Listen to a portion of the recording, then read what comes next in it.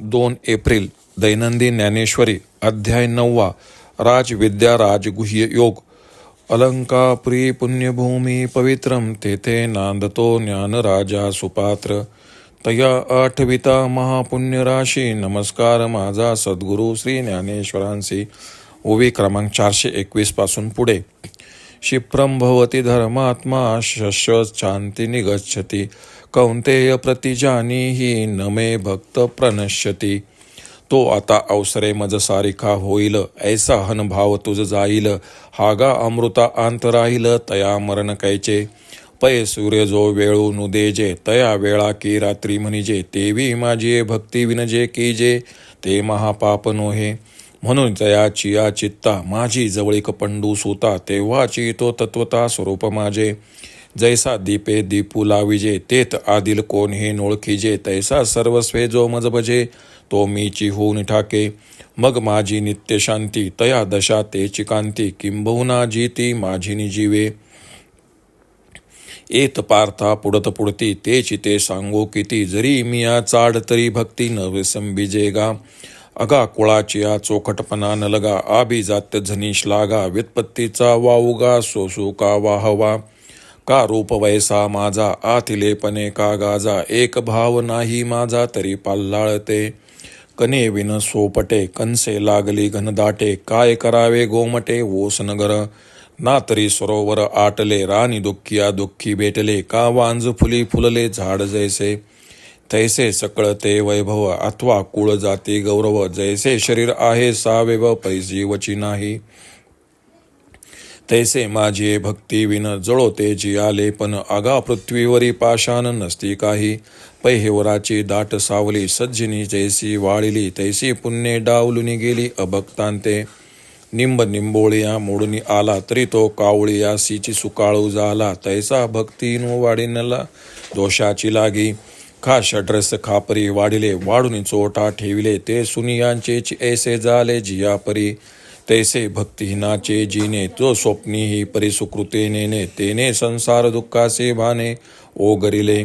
म्हणून कुळ उत्तम नोहावे जाती अंत्यजयी व्हावे. वरी देहाचे निनावे पशुचे हि लाभो. पाहे पासावजे हातीर धरिले तेने तया काकुळते माते स्मरिले. की तयाचे पशुत्वाव झाले पावलिया माते. माही पार्थ व्यपाश्रित्य येपी स्यु पापयोनय. स्त्रियो वैश्यास्ततः शूद्रास्तेपि यान्ति परागतिम. अगा नावे घेता वोखटी जे आगव्या अदमांचे शेवटी. तिये पापयोनी किरीटी जन्मले जे. ते पापयोनी मूढ मूर्ख जैसे का दगड. परी माझ्या ठाई दृढ सर्व भावे. जयाचे वाचे माझे आलाप दृष्टी भोगी माझेची रूप. जयाचे मनसंकल्प माझाची वाहे. माझिया कीर्ती विन जयाची रीते नाही श्रवण. जया सर्वांगी भूषण माझी सेवा. जयांचे ज्ञान विशो नेने जाणीव मज एकताची जाणे. जया ऐसे लाभे तरी जिने एरवी मरण. ऐसा आघवाची परिपांडवा जिही आपुलाच्या सर्व भावा. जिया वया लागी बोलावा मीची केला. ते पाप योनीही होतू का ते श्रुताधीतही न होतू का. परी मजसी तुकिता तुका तोटी नाही. पाहे पा भक्ताचे आथिलेपणे दैत्य देवा आणले उने. माझे नृसिंहत्तलेने जयाचे महिमे. तो प्रल्हादुगा मजसाठी घेता बहुते संकटे सदा किरीटी. काजे मिया द्यावे ते गोष्टी तयाचिया जोडे. एरवी दैत्य कुळ साचो कारे परी इंद्रई सरीन लाहे उपरे. म्हणून भक्ती गा येत सरे जातीय प्रमाण. राजाज्ञेची अक्षरे आहाती तिये चामा एका जया पडती. तया चामासाठी जोडती सकळ वस्तू. वाचून सोने रुपे प्रमाण नोहे. येत राजाज्ञची समर्थ आहे. तेची चाम एक जेल आहे तेने विकती आगवी.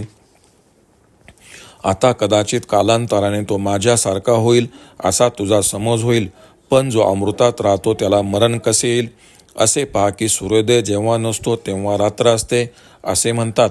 त्याप्रमाणे माझ्या भक्तीशिवाय जे करणे त्याला महापाप असे म्हणू नये काय असे श्रीकृष्ण अर्जुनास म्हणतात.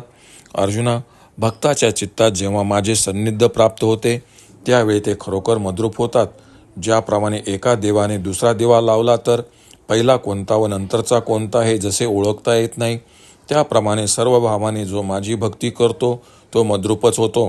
मग माझी जी नित्यशांती तेच त्याच्या स्वरूपस्थितीचे तेज आहे. फार काय सांगावे, माझ्या जीवाने ते जगले आहेत. अर्जुना, आता पुन्हा पुन्हा तेच किती सांगावे. जर माझ्या प्राप्तीची इच्छा असेल तर तू माझी भक्ती सोडू नकोस. अरे, आमचे कुळ शुद्ध आहे या अभिमानात राहू नका. कुलीनत्वाचा आनंद मानू नका. शास्त्राध्ययनाची पोकळ हाव व्यर्थ का बाळगावी. रूपाने व तारुण्याने तरी मस्त का व्हावे.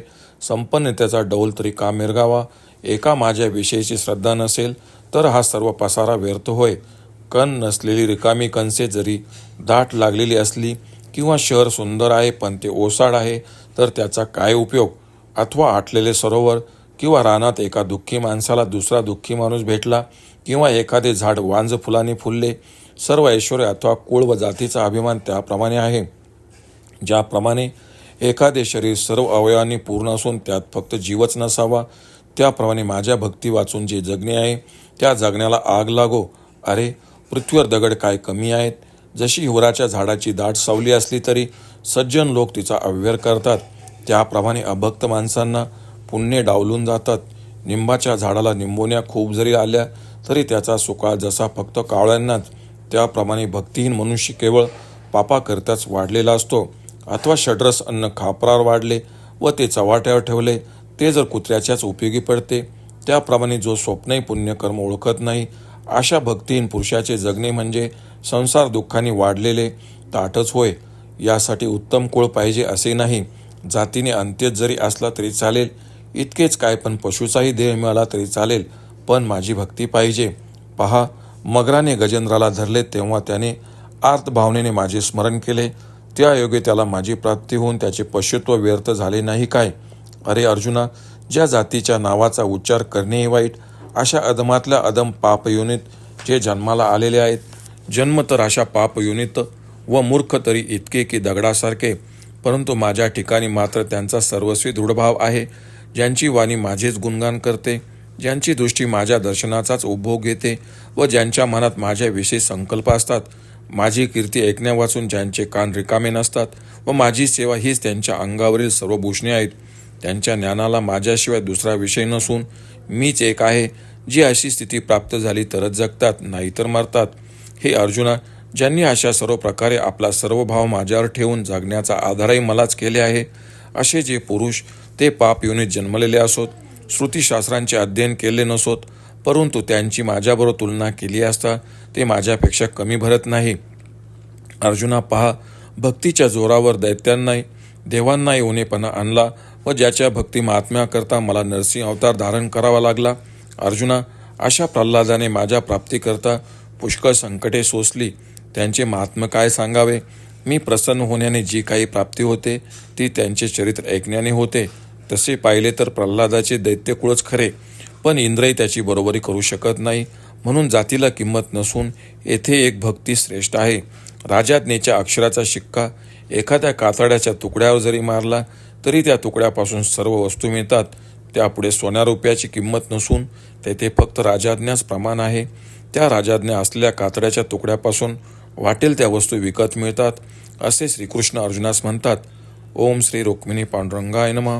ओम श्री ज्ञानराज माऊली नमः.